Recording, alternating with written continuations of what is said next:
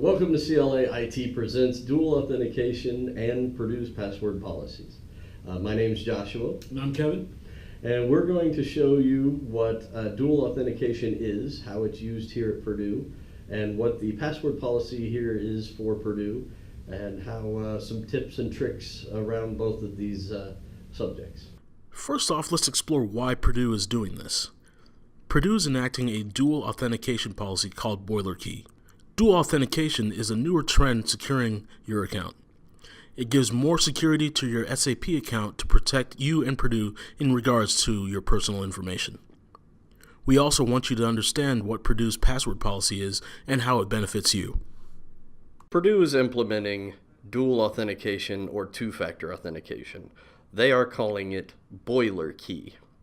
Now, how does it work? Well, it's similar to how you log in now, but your SAP login experience will be different. SAP, as most of you know, is the software you use to check personal information or log into financial and human resource systems. So you log into this software to check your paychecks or verify that your address is correct, things of those personal nature. Once you have enabled a BoilerKey login, you will not be able to use your standard password to log into the SAP system. So you have two password options. Both options incorporate your career account username. The hard token method incorporates a PIN and your BoilerKey token. The BoilerKey token is provided by the hard token button press. Then you have the soft key method. Soft key method uses a PIN and the word push. When you type your username and the words PIN, push in the password field, the app on your phone called Duo will activate. Hey guys, how do I obtain a BoilerKey? Well, Mike, it's pretty simple and it's all in one place. To get the soft token, go to your App Store or Google Play Store. Download the Duo app to your smartphone. Configure the Duo app to work with BoilerKey through the purdue.edu/Secure Purdue website. To get the hard token, log into Secure Purdue portal and select the option for BoilerKey. From here, you'll be able to request and configure a hard token. Some additional information. Purdue is requiring that all employees start using the BoilerKey system for the SAP logins before September 19th, 2017. After that date, if you want to log into SAP, you must have a BoilerKey configured to do so. Otherwise, you will not be able to log in. As some contingency plans, as we all know, cell phones are very easy to lose, or we drop them and break them, or they just quit, and as well as the hard tokens that you can attach to your keychain, very easy to lose your keys or to misplace those tokens. If this happens, all you need to do is call your local IT department. For the College of Liberal Arts, you call us. What we will be able to do is we will be able to create a token key for you temporarily. That token key will work for less than 24 hours, but you'll be able to log in for now. Now, of course, if you forget your PIN, you can also call us and we'll be able to assist you with that. Okay, let's move on to Purdue's password policy. Even if you have a BoilerKey dual authentication, you're still required to have a password. BoilerKey is not used on all systems on campus. Purdue requires you to change your password at least once per year. Passwords must be complex enough to be forgotten when you set them. That's a joke.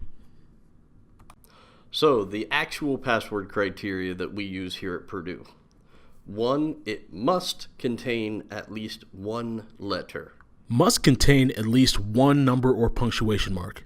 It must not contain any spaces, not at the beginning, the middle, or the end of the password. Must be between 8 and 16 characters long. It must contain more than 4 unique characters. So you can't do passwords like AAA1212 or BBBCCC. May not contain easily guessed words, for example, Purdue, ITAP, or Boiler, or anything that you might be related to. It may not contain your name or parts of your name. So I can't set my password as Joshua123 Kevin can't set his password as Kevin687. Must be a different password than the previous password. Passwords may not be reused for 1 year. For example, you can't reuse your last password. So guys, how do I change my password? Well, Michael, this subject can be a bit complex. First, you have on versus off campus when you're changing your password. Next, it could be a Mac or a PC. And if you have a Mac or a PC, it could be a laptop or a desktop. So how do you change your password if you are off campus? Well, the first step is you must connect to the Cisco AnyConnect VPN client. You should be able to find that on a Windows computer underneath the Start menu and underneath the folder Cisco. If you're on a Mac computer, it is listed under Applications and under the Cisco folder there. After you have connected your VPN, if you sync your email with your phone or tablet, any other basic mobile device, we ask that you put it in airplane mode first. We do that because if you reset your password on your computer and your phone or tablet is still set to use your old password, it will lock out your account after just a few minutes. Now, if you're on a Mac, in order to change a password, you simply open System Preferences, click on Security, and at the top there will be a Change Password button. If you're on a Windows computer, it's even easier. You hit Control-Alt-Delete, and right in that list on the blue bar should be Change Your Password. Now, this may take a few minutes to propagate through all of Purdue's systems, so we ask that you stay connected to the VPN for at least 1 hour to ensure the syncing is successful.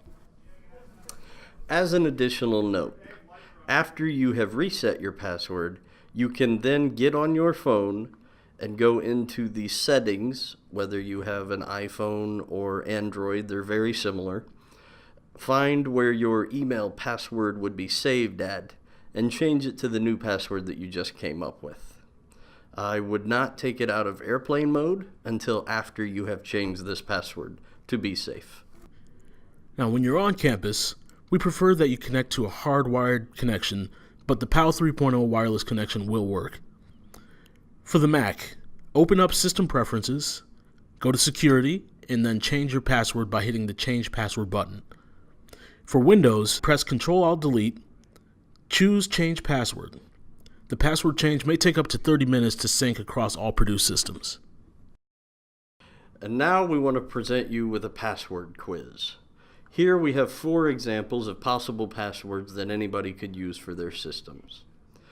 A, we have doghouse with a capital D and a number 1 at the end. B, we have a very popular song lyric, we will rock you, with the O's replaced with zeros, the number 2 put at the end, and 2 exclamation points. C, it may look like a random bit of words and letters that doesn't make sense, but it's actually the word password backwards. This is actually a common password in the wild. And D definitely looks like a complete set of random letters, numbers, special characters, but it is what is actually called a keyboard pattern. What that is if you look at a standard QWERTY keyboard, on the left-hand side, you just start at the top at the number 1 and you work your way down. 1QA. Then you hold the Shift key to hit number 2 to get the @ sign, and following it down with a capital W, capital S. Then we let go of the Shift key, and again we go 3, E, and D. This gives us a password that is actually called a keyboard pattern. So now you take a moment to review these password options, and you figure out which one do you think is the most secure. Okay, so here are the answers. Did you guess correctly?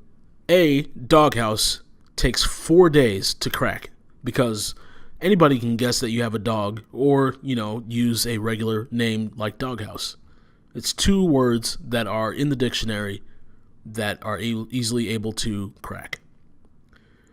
We will rock you too! ! Takes 252 sextillion years. So, if you're able to live that long and able to crack it, more power to you. The reason why this is so hard to crack is because it's several words, and it's also got letters and numbers and exclamation points, which are punctuations. Those are harder to guess. Drowsap, of course, is just password backwards. That takes no time at all to get cracked. And, of course, 1QA at symbol WS3ED is cracked in 4 weeks because it is a pattern. We took some questions from a presentation that we had, and here they are. How do you spell duo?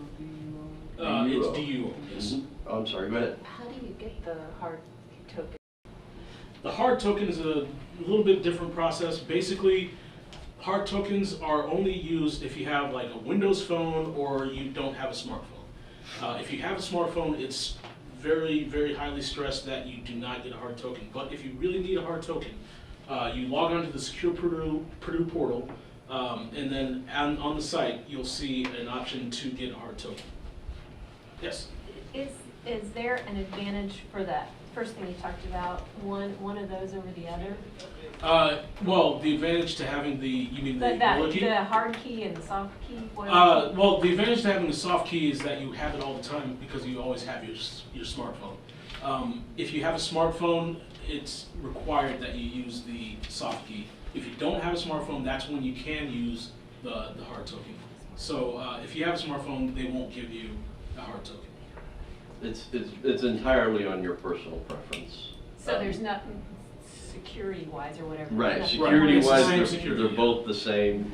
It's just whether you prefer to get your keys out and look at this, or, I mean, this is a lot smaller than this to me, so I'm sure I'm going to lose it. But, so it's entirely up to you as to which one works best for you. And even if you lose it, they can't do anything with it because you have to have your PIN number too. Right, So- yeah, this is just random numbers for anybody that just picks it up. But you have to have it set up with the system, with your username, your PIN, in order for it to be any good. So, yes, please. For this system, does the iPad function the same as the smartphone, or? Yeah, we should mention that. So when you're logging into the SAP web portal, it does not matter what device you're using. So if you're trying to log into the SAP on your phone, good luck, because that's going to be very hard to read, but you could. And it would be the same process with your PIN, comma, and whether it's push or the code from here. Tablets, laptops, Macs, Windows, it does not matter. I know there's there's the application for the Apple. I would not be surprised if it's on the tablet, but I'm not 100% sure. I think It probably pushing is. for smartphone use because it's more portable. But if it works for the iPad, you can use it. But if you're not in a place where you have service or something like that, then it might be kind of hard to authenticate using that. So it's probably best to use a smartphone. So let's say you do want to try to look up SAP on your phone, but that's also your soft key, I guess. Will it allow you to do that? It will, because it'll come up as a notification, the same as when you get a text message and it pops up over things. So you don't even have to open the Duo app. You just authenticate right there from the top. If I have to log into SAP more than once in the course of a day, then am I going to have, with that key token, a different PIN number each token? No, your PIN stays the same. It's just Your PIN stays the same. It's just the token that changes. Right, yeah, you're saying, Oh, I'm confused then. Okay. So when you go into the BoilerKey website to Okay. set this all up, it'll ask you to create a PIN number. Okay. PIN, excuse me. It's the same as creating a PIN for your ATM or any other things So that you one might use PIN PINs number. for. So you'll have a PIN, Okay. and then also you have the hard token number that'll come up, Okay. or the soft key. Oh. So it's one of these two. Okay. If you're logged into SAP in the morning, if you accidentally close the web browser, Yeah. you can usually reopen it and go right back in. There is a short time limit for that. Okay. But if you do something at 8 o'clock for 15 minutes and close it and then go back in at 10 o'clock, you will have to do the whole process over again. The hard token, Mhm. is that just like a USB? No, it's actually just a hard token. Actually, you know what? I'm more than happy to hand it around. So Oh, okay, yeah, I can show you. You can pass it around if you like. thank you. It's just a very simple little box that you can put on your keychain. It has a button that Right. you can press, generates a random number. And how does it scan it? Well, when you set up, when you request one of those hard tokens Yes. through the BoilerKey website, they will send you one. It'll already be set up to sync with your account. So you're good once you have it. So basically, what it's doing is you have a number on the back of the hard token Right. that you enter into the BoilerKey website. Okay. It generates random numbers, and it like has some type of algorithm that syncs it with that, so that it knows that that number is the one that's going to be coming up on your hard token. So I pick up, when I teach in class, I pick up between 5 and 10 USBs that people leave. When they start leaving these, is there a recyclable place I just go to and toss it in? They won't be able to log into certain things, so it's on them to go ahead and contact Right. ITAP or us. Yeah, but the one I find, do I just give to you guys, I throw it away? You can give it to us, yeah. Yeah, if you find these. You just give it to us. Yeah, the one thing to mention is that there's no identifiable markings Yeah. on these for whose they are. So if you happen to find one of these, you can turn it to CLA IT or ITAP, honestly, any IT department here at Purdue. They'll end up going back to ITAP anyway, and somebody will eventually call Do saying they they lost recycle it. them? So, Okay, all right, thanks. Are those battery operated?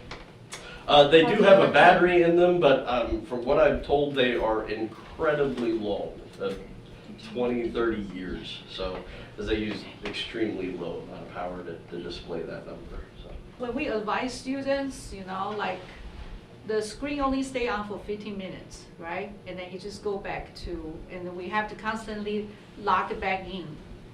The site would stay up. The site But- says, so we don't need to every time to No, do, no, okay. unless you log out of the site, so. And this is for SAP right now? Yeah, this is for SAP. For right now, it is Right. just, it is being forced for SAP. You have to use it for SAP. That September 18th deadline, 19th deadline, is the deadline to set up. After that point, ITAP is actually blocking your login access to SAP unless you're using a BoilerKey. So you must use the BoilerKey, have it set up by then. The PIN number that you select is the number that you put in? You choose, correct. You choose. So if you forgot it, but you know, We Think can, you know?